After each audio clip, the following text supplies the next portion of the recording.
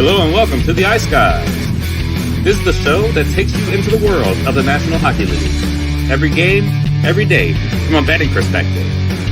With pro sports handicappers, Ian Cameron, Alex B. Smith, and various guests from the world of hockey and sports betting. And now, here's your host, Ian Cameron.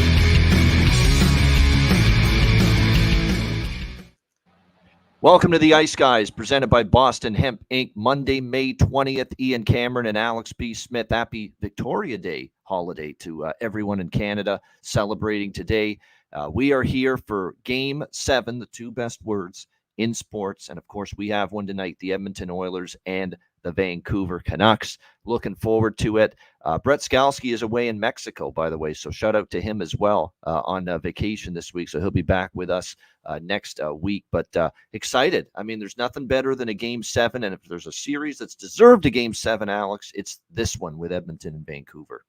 Yeah, absolutely. I mean, it's been back and forth battles, storylines galore, and now we get down to, who wants it more in the Game 7. We saw incredible Game 7 in basketball last night, and so now maybe we can see some of that same energy translate over to the ice in this one game here tonight. Yeah, no doubt. Let's dive right into it. It's Game 7. It's Edmonton and Vancouver. Oilers minus 160. Road favorites, 5.5 the total here in this one. And note that total, 5.5, lower than it's been all series. And Game 7 is probably the reason for it. We saw two Game 7s right in the first round. We saw Vegas and Dallas.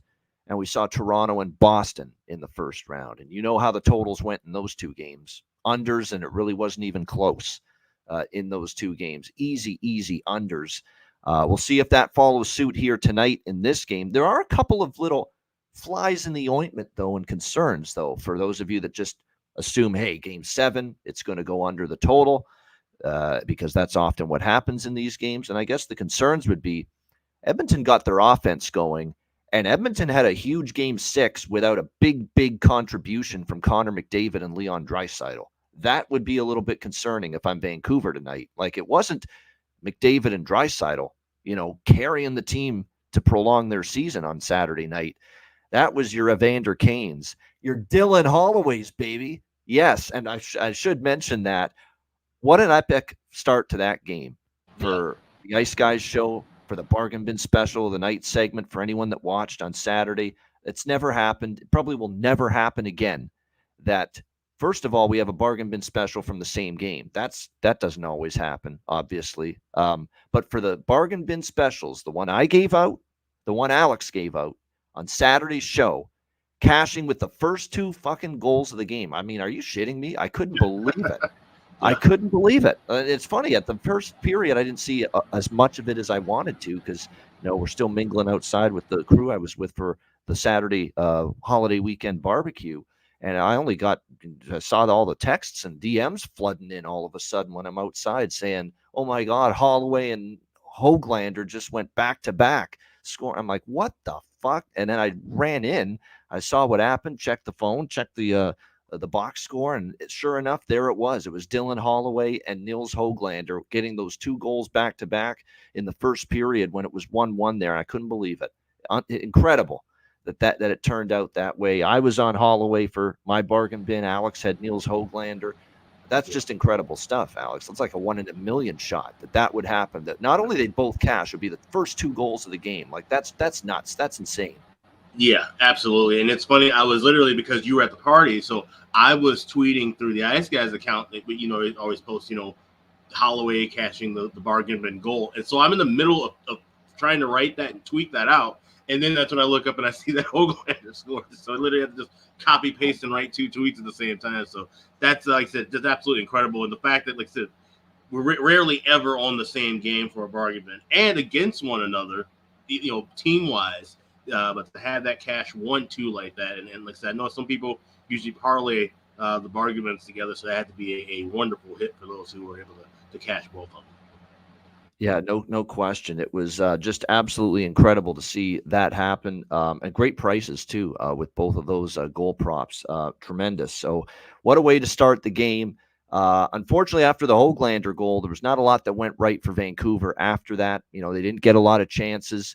Edmonton played a great defensive game And Skinner was solid. He didn't have to be great. Edmonton made sure he didn't have to be great. They played a great game in front of him. They made sure they shielded him a little bit. He didn't have to face a ton of shots. But to me, it was just very impressive to see how Edmonton played as a team defensively, helped out Skinner. They really kept Vancouver to the outside for the most part. It was just, they're capable of this. They just don't always play that way and consistently play that way in the defensive zone. But Edmonton did on Saturday night. Credit to them for that. And again, they pulled away in the third period. There was still a chance maybe for Vancouver to get back into it when it was 3-1 Oilers. But then you saw they pulled away. Nugent Hopkins and company, they ended up adding to the lead. And the next thing you know, it ended 5-1 in favor of the Oilers. So turning now to Game 7, you look at this, and to me, you're right. To me, that was the big story of Game 6, is that Edmonton got a big offensive outburst without the two big guys, carrying the mail for them. And that's going to be key. Now, they're still not getting much from Ryan McLeod and a couple of those players, but hey, like I said, they've got Evander Kane starting to pick it up now the last few games, including what he was able to do in Game 6. Ryan Nugent-Hopkins scored in Game 4, scored again in Game 6 on Saturday night.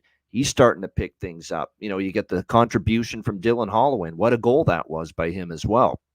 A little end-to-ender to give Edmonton that early 1-0 lead. So that's positives here for the Edmonton Oilers. And then you start to look at Vancouver going into this game, and at least on paper, there's no way you can sugarcoat this. There's way more negatives creeping into the situationals for Vancouver heading into Game 7 than Edmonton. And of course, the big one being Brock Besser. Blood clot issue detected yesterday. And not only keeping him out tonight for Game 7, which is a massive loss considering how great Besser has been here in the Stanley Cup playoffs, but it's also what it does. You've got to rejig the lineup tonight if you're Rick Tocchet up front. And, you've got to just hope the combinations you put together can still get the job done. But what makes matters worse for Vancouver is if they are able to prevail tonight in Game 7 and advance to face the Dallas Stars in the Western Conference Final, they're not going to be with Brock Besser for that series either. It looks like it's an out for the playoffs situation for him. So it's just awful news. They're going to miss him on the ice. But we have to remember the most important thing, and that is the health of this player and the health of this man. Blood clot is no joke. It's a serious, serious health concern. It can in some cases be life-threatening. And so from that standpoint, we obviously first and foremost wish Brock Besser full recovery, all the best health-wise, because again, that is not something that you can just say, oh, it's just a little thing, he'll be better. And it does not always a guarantee. So again, Brock Besser, we wish him well, and just really, really upsetting because he's had such a great playoffs, and you want to see the best versus the best. You just do, especially in a Game 7, and you don't have that not as much without Brock Besser being on the ice for Vancouver, but you got to make do with it. It's still there, a game to be won, and they need a little bit more from everybody. If there's no Brock Besser, what does that mean? It means Elias Pettersson, who's had obviously a tumultuous playoffs, who's been criticized for it. He's got to show why he's getting paid the big bucks tonight. He's got to have a big time, elite level performance tonight. He's capable of it. Now, lately, if you watch him, you wonder if he's capable of it, but talent-wise, he is. And it's up to him to be able to make that impact tonight. I have no concerns whatsoever about JT Miller. Win or lose, he's going to leave it all out there. He's going to have a big game. He's going to have a great game, I'm sure, for the Vancouver Canucks, because that's just the kind of player he is. And then it's going to be when you look at the rest of the lineup, is Connor Garland going to step up? And it looks like he might be on the second line tonight, moving up a little bit. You've got Elias Lindholm from Calgary for games like this. Okay, this is a guy that is a proven player at both ends of the ice, great two-way center. This is where Elias Lindholm's got to elevate when you're missing a guy like Brock Besser. Win key face-offs. Be good defensively, active stick. Be good on the PK. Try to chip in and make an impact offensively if you can. So Elias Lindholm is someone maybe to watch out for Vancouver tonight. Someone that's capable, in the absence of a key player like Brock Besser, of stepping up, and making a difference here in Game 7. How about some of these foot soldiers down the lineup? We've seen Dakota Joshua score some big goals, more so earlier in the playoffs, but we've seen it. We saw it's not delivery, it's Di Giuseppe get a key goal for them the last time they played in Vancouver. Phil Di Giuseppe, who I actually think is worth a small sprinkle tonight for goal prop. I like his game since he's been back into the lineup. There are guys that can step up. And then on the blue line, you've got the collective there. And look, Ian Cole's had a tough series, but he's been in game sevens before. Tyler Myers, 3 game sevens before in his playoff career. Rely on that. Use that to your advantage if you're Vancouver. Carson Soucy, tons of playoff experience. Was in a game 7 last year with the Seattle Kraken in the Stanley Cup playoffs on the losing end of it, unfortunately, against Dallas, but still, guy that's been in game 7. So, there's still reasons for optimism here for Vancouver, but the key for them is going to be, the penalty kill's got to be strong. That's another thing that's scary too. Edmonton's power play, again, didn't really get going in game 6, and they still managed, to score goals. And Vancouver's penalty kill's been good most of the series. So it's critical for Vancouver. Penalty kill's got to remain strong. You can't get to a point where you're able to win this game if your penalty kill is going to struggle. If you're going to take penalties and you're going to be in the box and you're going to struggle to kill those penalties, you're not winning game 7 tonight. So the discipline's got to be there. And if you do take penalties, you got to kill them off. It's that simple against this dynamic power play. The thing for Vancouver is bring that same penalty kill you had in game 6, but this time you got to be better at 5-on-5. And you've got to neutralize McDavid and Draisaitl, but you cannot allow the supporting cast to put their fingerprints all over the hockey game like Edmonton's supporting cast was able to in game 6, where they get Kane and Nugent Hopkins and Holloway in particular all stepping up. So, and then you've got the goaltending situation. I think I'm going to go out on a limb and say Skinner is probably going to face more shots tonight than he did in game 6. I'll just go out there and say I think it's pretty safe to at least face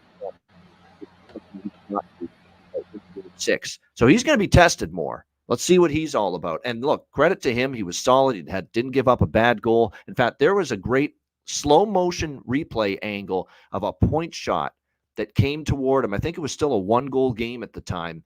And he picked up the puck at the last second as it was coming to him, and he blockered it away, or waffle boarded it away, as Doc Emmerich would say. It was a great save because it was from where the puck was shot at the blue line and the angle they showed it. There's no way he would have seen the puck initially. The fact that he picked it up at the last second and kept it out of the net was a great save through a ton of traffic, and Skinner deserves to be credited for that. But they did keep making it an easier night. Something tells me it won't be nearly as easy a night for him tonight. We'll see what the lineup is. There's not going to be many changes, if any, for Edmonton. Why would you? When they had pretty much a winning lineup in game 6. This is one of those games where it's more of a live look for me. I mean, I'll put it this way, with where this price is right now, and we've already seen some movement because this was minus 140 to 45 when it opened. It's up to minus 160. People reacting to Brock Besser being out, clearly. That's what's driven this lineup toward the Edmonton Oilers here in this game. But when I look at this game, we're now at a price point here where I don't feel comfortable at all with any Edmonton in this price range. Not at all. Minus 160. Do they have momentum? Yes, but momentum it's been worth shit in this series because no team's won 2 games in a row. Will they miss Brock Besser, Vancouver? Absolutely. No one's going to deny that. But we're talking about a series that outside of game 6, and yes, Edmonton did extend, and someone finally won by margin, and finally a game was not close late. Could that carry over? Is now Vancouver just hit the wall? You could leave the door open that, yes, maybe that's the case. But I'm not ready to sell this Vancouver team short or Rick Tocchet short as far as having a game plan ready and a lineup ready to give this Canucks team, even without Brock Besser, the best chance to win. I can't justify taking exactly Cheshire Cat. I can't justify taking minus 160 here with Edmonton when 5 of the 6 games so far have been decided by 1 goal. So what what I've done, actually, I smell some game 7 overtime tonight a little bit. I'm going to sprinkle on the draw here a little bit with the Oilers and the Canucks. The only thing I have pregame here, and side or total, I should say, it's the only thing I have pregame. What I am going to do, and look, I recommended these same game parlays on Saturday, and sure enough, that finally ends up being the one game where we don't have a 1-goal game. So, the fact that Edmonton won by 4. It didn't turn out well for the same game parlays, but I'm going back to it tonight. It's Edmonton plus 2.5, Vancouver plus 2.5, under 6.5. And that's at around plus 130, plus 135. So, like I said, game 7s in the first round, there were 2 of them. Vegas, Dallas, Toronto, Boston, none of them sniffed, a high-scoring affair. I'd be very surprised if tonight's is, just given the stakes and the magnitude of the game. And we have seen that, obviously, in the first 2 rounds as well. So I'm going to go back to the well with it didn't work out for us in game 6, but doesn't mean you don't try it again, especially when you're getting the price you're getting, plus 120 it is for that parlay, that same game parlay. That's Oilers plus 2.5 on the puck line, Canucks plus 2.5 on the puck line with under 6.5 here in this game. The total 5.5. When it's a 5.5, I can't help but lean over a full game, but I think it's going to be slow. I do. I think it's going to be, a very cautious start. Vancouver is really going to try to tighten up tonight. I get that feeling, because they know Edmonton got going. Edmonton put a 5 spot on the board. I think, a very, dip their toe into the game type of approach early from Vancouver is definitely, I think, what you might see. So a live over for sure, especially when I've got 6.5 in the same game parlay. If this is like 1-0 midway through the second period, or, we get deep into the second and it's like a 1-1, 2-1 type of deal, then I might look for a live over at some point. But pregame, no. As far as the over, we'll look at maybe something live with that. Pregame, the only thing I have is the draw and that SGP of Edmonton plus 2.5, Vancouver plus 2.5, and under 6.5, which comes out to plus 120. Here it is, game 7, Alex. Nothing better. Edmonton, Vancouver. Yeah, I mean, like I said, it's a battle of who wants it more. And last night, like I said, we saw that price keep climbing up. I got plus 144 with Vancouver around 10 o'clock last night. And I thought that number was just, like I said, just way too high for one player to be out in one game. Now, obviously, Brett Besser's absence will loom even larger if they win this game and they have to play Dallas in the conference final and beyond. But you can overcome that adversity for one night. And like you said, people in the chat are saying that, Vancouver, this is a team that's rolling with house money. They weren't even supposed to be going this far to the playoffs. A lot of people projected Edmonton to be a conference finalist or a cup finalist representing the West. And what have we seen from the Oilers year after year after year? Just one disappointment after another. They're the Toronto Maple Leafs of the West. So do you really want to lay 160 with a team that has been in this spot multiple times and has, failed to really close it out and move on? Or are we rolling with the team of destiny that has also been, by the way, 4-0 off of a loss and getting a plus price that I think has been inflated? I'm rolling with Vancouver. I'm going down with the ship in my futures, hoping that this one can prove to cash and we move on. But it's going to be tough. Will McDavid show up? He's had good numbers this whole time. The system in there, but goals have been hard to come back for him. He said, is this going to be where the role players step up more, or will the stars step up more for Edmonton? And I think, if you lose this game and you don't have a good game from Draisaitl and McDavid, that still, poses that question that I talked about in game 6. How long do you keep this group around if they can't close it out and nail this down? So there's a lot of pressure, I think, on Edmonton, and I don't think it's nearly as much on Vancouver. So I'm rolling with the home team and the home dog here, plus 140. That's the only thing I have pregame as well. I will be looking for totals live because I want to see the pace of play. 5.5 is tricky for a game 7 because, yes, this could start off low and slow and then all of a sudden explode, especially if, a team has a lead midway through the third. So I'm 5.5. Makes sense that they set the number in that spot, but I'm not touching that now. That's something I'll probably look to try to grab in game. Yeah, exactly. Same with me. Live over. Yeah, at some point I might get interested, but it's definitely not pregame because I do think it'll be, a pretty cautious start. It's just we've seen too many game 7s this year and last year. This is the game where it is very cautious, and it seems to be that way regardless of whether teams are capable of having a 6-5 game or not. We have seen this track. Like, you just have to go back and look at Vegas and Dallas and Toronto and Boston. There was just, a ton of just real good. Everything with every inch of the ice was contested. Block shot component was up. And that's another thing, too, to look at tonight. Myers, Desharnais, Cole, Look at those kind of players for block shots tonight. No question about it. Myers, Desharnais, Cole, they're all good block shots candidates, in my opinion, here for this game. If you want to put a little, if you want to bet them individually, you can. But you can also put maybe a little same game parlay together of them. I'm running back the same two players we won bargain bin special wagers with on Saturday. Höglander for Vancouver. He's worth a look. He's a hardworking player. He's plus 530 tonight. Dylan Holloway, I thought he's had a good couple of games. That's kind of why I actually bet him, as well to score in Game 6 on Saturday. You know that Holloway somehow is at plus 1150 tonight at Patano in Ontario. I thought it was a misprint. It's not. It's actually 11.5 to 1 for him to score a goal at Patano. And even the other books still have him at great prices, plus 750, at BetMGM for Dylan Holloway tonight. So you're definitely going to go back to the well there. This is definitely a night, too, don't be scared to take a look at the depth players. 10 to 1 on Di Giuseppe. Like I said, BetMGM for him, worth a shot. Absolutely for Vancouver, got to in this game. Bet JT Miller to score. He will. I mean, if anyone's going to be someone that is going to step up and have that big moment, just like he did in Game 5, obviously, when the Canucks beat the Oilers 3-2, who scored the game winner in the final minute? Yes, JT Miller. And plus 200, all things considered, with how good he's been. It's a pretty decent bet. I'm also on Lindholm, goal and assist for Vancouver. He's someone, too, to keep an eye on. And the last Canuck prop is Garland. I think Garland at plus 410, especially if he's going to be up on the second line, which it appears to be the case.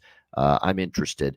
And then for Edmonton, Nugent Hopkins, we've talked about him. He's starting to feel it. You can get plus 320 for him to score. Evander Kane's got points in multiple games, I think in all but one of the last 5 games, plus 420 to score a goal, plus 230 to get an assist. I've got both of those because I think he can make an impact either scoring or facilitating potentially tonight for the Edmonton Oilers. I already mentioned, of course, Dylan Holloway. Those are the main ones there for Vancouver for me. Kane, Nugent Hopkins, Holloway, as far as getting it going. You could obviously take Hyman and McDavid and Draisaitl. And I guess I was harsh when I said they did nothing in Game 6. Draisaitl had 2 assists. McDavid had 3 assists in Game 6 in the win. What I meant was obviously goal scoring. They obviously didn't make the impact from that standpoint. And that's still a good sign that it was others that were scoring the goals for the Edmonton Oilers. We'll see if McDavid and Draisaitl have that takeover game in them. If they have that takeover game tonight, both of them in the same game, they're winning Edmonton. It's that simple. Vancouver will not be able to defend that if that's the case. But still a big if for that. And this has been a good defensive team, penalty killing team. And the other little, we talk about the goaltending. It's all comes down to how Skinner plays tonight. Well, when's the last time Shelovs gave up 5 goals? It's been a while since we've seen Artur Shelovs. I don't want to say shelled, but, he's given up 5. It's been a while. He's been that good for them since taking over for an injured Thatcher Demko against Nashville. But now he's given up 5. And now it's Game 7, season over. And this is the first time the Canucks have faced elimination here in the Stanley Cup playoffs. That's a lot on the shoulders of a very talented young man from Latvia who has been clearly more calm, poised, and measured to be able to handle these situations than anybody had any reasonable expectation for. But the fact remains, this is still a big spot for the kid, for as good as he's been. So for Artur Shelovs, man, it's going to be one heck of a night for him. And what do you got in you to try to stand on your head, deliver that critical performance in net, outplay the other guy, in this case Skinner, and help deliver your team through to the Western Conference Final. I'm excited to see how Shelov's got the mindset, in my opinion, to handle it well. He seems like he's a very, very easygoing, calm, poised guy where not much rattles him. I've not really seen him rattled really all that much. So excited to see how it plays out with Shelovs tonight, considering he's finally off a game where, look, he finally gave up 5, finally gave up a bunch of goals. How does he respond tonight? Yeah, I've been shocked with his composure that we've seen throughout this series and his play. He's been very solid. Seems to have his head on straight, and I think once again it goes back to who's the pressure really on more. Shelovs more than likely has now played his way onto this team next year as a backup, or and now you have Skinner, where if you lose this game, you may be shipped off somewhere, or who knows, things might be a little bit in the air. But there's way more uncertainty, I feel like, just around Edmonton right now than Vancouver. Even with Besser being out, it's just, what I'm saying. And I like how even with Tocchet kind of joking around with the press that says, Demko's in. Said, no, he's not. Yeah. Just kind of fooling everything. I think that shows the sign of just kind of being lighthearted, being loose. If he can kind of get this team, Canucks to play should be relaxed. loose. They've had an amazing season, win or lose tonight. No one's going to rip them for losing tonight if it happens. They should be loose. Go out there and just play hockey. Really, just play hockey. Have fun with it. But any hockey radio show on tomorrow would be absolutely hard to listen to if the Edmonton Oilers lose again. So that's where all the pressure in the world is really on Edmonton. There's not too much pressure on Vancouver, and I think that's a good spot for this group to be in because of the fact that they're not used to playing in the playoffs. Like I said, it's that kind of ignorance is bliss kind of a field. They need to ride with that. Yeah, exactly, and you're right, 100% true. I mean, Edmonton, it's the massive disappointment, the massive shortcoming, the massive here we go again if they lose tonight. That is not the case for Vancouver.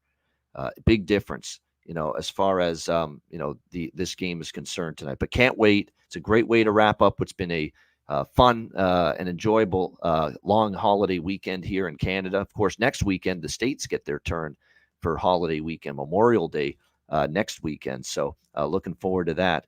I see Ryan Robinson in the chat saying he's boots on the ground for game one. So I know Matt's going. I heard from Matt yesterday, Matt Robinson, that he's going to be flying into Dallas Thursday. Now, not going to game one Thursday, but he'll be in the Dallas area for when game one takes place Thursday. But he is apparently going to game two on Saturday at American Airlines Center and spending a few days out there. So way to go, Matt. I'm happy for him. I said, that's absolutely awesome. There's nothing better than being able to go out and actually watch a live game involving your team in the conference finals. So he will be there, I believe, in the building for game two. And he'll be in Dallas from Thursday to Saturday. He just won't be at the game for game one. He's only going to be there for game two. I think he ended up getting, you're at the game for game one, Ryan. Matt's at the game for game two. There you go. All right. So there you go. The Robinson boys. A big week. I mean, enjoy it, fellas. I mean, this is special. You don't know how many times you're going to be able to see your team this deep into the Stanley Cup playoffs. So enjoy it. Seize the moment. Seize the day. Right? Yeah, definitely. Yeah, no doubt. So enjoy that. Looking forward. These conference finals. It doesn't matter who wins tonight. These conference finals are going to be some good series. Yeah, I'm looking forward to both of them. And with that in mind, perfect segue to talk about our conference finals live betcasts. This week, we are going for the first time ever with back-to-back night betcasts. That's right. We've never done, 2 consecutive nights of live betcasts, but we are doing so this week with the conference finals. We will be with you Wednesday night, 8 p.m. Eastern, 7 p.m. Central, 5 p.m. Pacific for Game 1, Florida Panthers, New York Rangers. That will be free. That betcast, open to the public, free for all. And then we will be back with you Thursday night, 8:30 p.m. Eastern. Note the start time. This one's half an hour later, 8:30 p.m. Eastern, 7:30 p.m. Central, 5:30 p.m. Pacific. West Final Game 1, Edmonton or Vancouver versus Dallas. And that betcast is Patreon exclusive, so only available to our Patreon members for that Thursday West Final Game 1 betcast. So we're looking forward to it. You know what these are all about. Live betting, commentary, throw back some beers, great company, great camaraderie with our viewers and listeners, maybe even a special guest or two. Looking forward to these 2 betcasts later this week in the conference finals. And specifically regarding the Thursday betcast for the West Final, make sure you sign up. $10 per month, the only way to get in on that one. Patreon.com/Ice Guys. Access to that Thursday West Final Game 1 live betcast, which is Patreon exclusive, plus all our future Patreon exclusive live betcasts here in the Stanley Cup playoffs.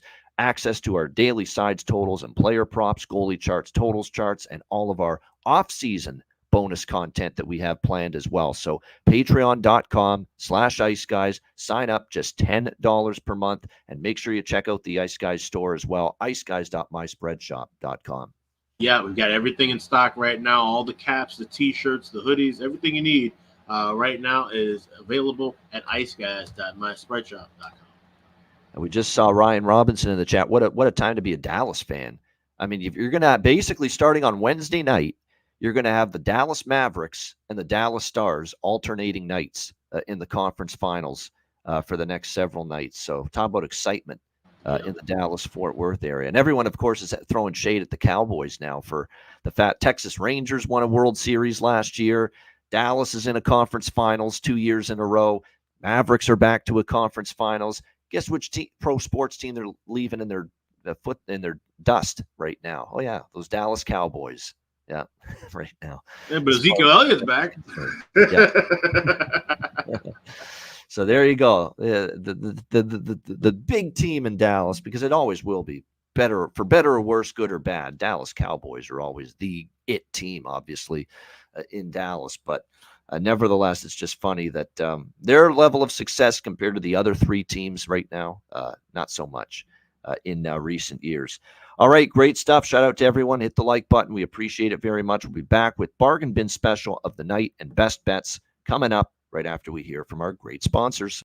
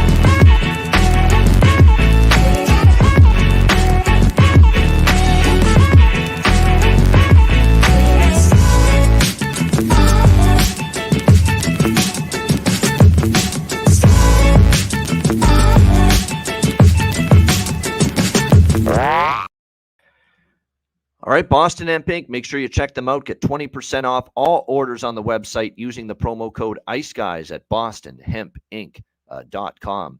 All right, bargain bin special of the night. We've already talked about many times when this segment's gone well about how difficult it is to follow it up with an encore. There's no following up what the fuck happened Saturday night. Zero. No way. It's not possible that both cash and they both cash in the first two goals of the game. That is not going to happen tonight. I guarantee it. But we will try to go 2 for 2 again. That much I can tell you, and we'll do our best with that. Alex, bargain bin special, Game 7. What do you got? Yeah, they said, looking at some of the players who could really step up in the absence of Brock Besser for Vancouver Canucks. And obviously, JT Miller has been just the heart and soul of this team. Time and time again, he's cashed a couple times, helped us cash on the bargain bin as well. So I'm going with him. Scored 2 goals plus 1,500 tonight. It's available at FanDuel. I definitely think he's going to be able to get a goal early. And maybe on the ice to maybe get the one to wrap it up late. So looking at that, 2 or more goals prop plus 1,500 for JT Miller and the Vancouver Canucks tonight. Game 7 bargain bin special. There you go. JT Miller, 2+ goals, over 1.5 goals, plus 1,500 for Alex B. Smith with his bargain bin special of the night. I could easily come back with one of the 2 guys we cashed in with on Saturday, Höglander and Holloway. And I do have both of them bet, but I'm going to go with someone different. I'm going to go with one of the smallest players on the ice, but small guy, big ticker, as we like to say. Big heart, plays his ass off. I think he's going to get bumped up to the second line tonight, it looks like, with the absence of Besser for Vancouver. That's Connor Garland, someone that knows Rick Tocchet well. They've been to wars together before in the playoffs with Arizona all those years. I think he's worth a look, especially when you're going to give me plus 410 at FanDuel tonight with Connor Garland to step up and make an impact and score a goal tonight for the Canucks. So Connor Garland, Vancouver, plus 410 for my bargain bin special of the night. All right, best bets. Alex, Game 7, best bet. What do you got? They're at home. They said all the pressure's on the road team. and just got to go out there and play the best hockey you've played all season long. I think they will be able to do that. That's the Vancouver Canucks. Got them at plus 144 yesterday. Now I'm seeing plus 140s being the highest price available. We're going to roll with the skate. Going to roll with the Orca here in Game 7 at home. So let's go Canucks. Plus 140. That's my best bet. All right, Vancouver Canucks plus 140. No Besser, no problem, says Alex B. Smith. Vancouver advances plus 140 in Game 7. Alex B. Smith with his best bet. My best bet here for Game 7, I'm just trying to think about what I'm going to roll with here. I hate doing it, but look, other than the draw, it's the only bet I've got pre-game. So by default, we've got to go with it. It's the same game parlay. It's Vancouver plus 2.5, Edmonton plus 2.5, and under 6.5. And that is plus 120. Again, that's both teams plus 2.5 on the puck line. I expect this to get back to a 1 or 2 goal game like we've seen most of the series. Plus with the under, Game 7 under is already 2-0 so far in these playoffs. So that's the best bet, SGP, with Canucks plus 2.5, Oilers plus 2.5, and under 6.5 SGP for my best bet here in Game 7. All right, that's a wrap. Again, we are off tomorrow. Okay, no one messaged me at 2:00 tomorrow saying, Ian, where's the show? It's no show tomorrow, damn it. None. No show tomorrow. We're off. There's no games tomorrow. So we're off tomorrow. No Tuesday show. We are back on Wednesday at 2 p.m. Eastern. And I believe Matt Robinson, because he's traveling Thursday, will be joining us on Wednesday instead this week. So that's going to be kind of our hybrid show. We're going to preview each series individually, our series bets. And we'll also give you, obviously, the Game 1 preview for New York Rangers and Florida as well. And don't forget the first betcast coming up on Wednesday night as well, 8 p.m. Eastern for the East Final. A reminder, the Ice Guys is live 7 days a week, Monday to Friday, 2 p.m. Eastern, Saturday and Sunday, noon Eastern. If you can't watch the show live, download the Ice Guys podcast in audio form on all major podcast platforms. Google Podcasts, Apple Podcasts, Spotify, Stitcher, iHeartRadio, Amazon Music, and more. Download the Ice Guys podcast when you can't watch the show live. And I was emailed a script from the True TV Plus folks telling me to start reading this, and they emailed it to me like 2 weeks ago, and I keep forgetting to say it. So those days are over now. You also remember you can download and watch the Ice Guys daily on True TV Plus. You can download the True TV Plus app on Roku, Amazon, and Apple devices, including iPhones as well. So again, there you go, True TV Plus, another way to tune in here and watch the Ice Guys show. For Alex B. Smith, I'm Ian Cameron. Have a great Monday for Canadians. Enjoy the rest of your Victoria Day, and we will be back with you Wednesday. Remember that, Wednesday, for the next edition right here of the Ice Guys.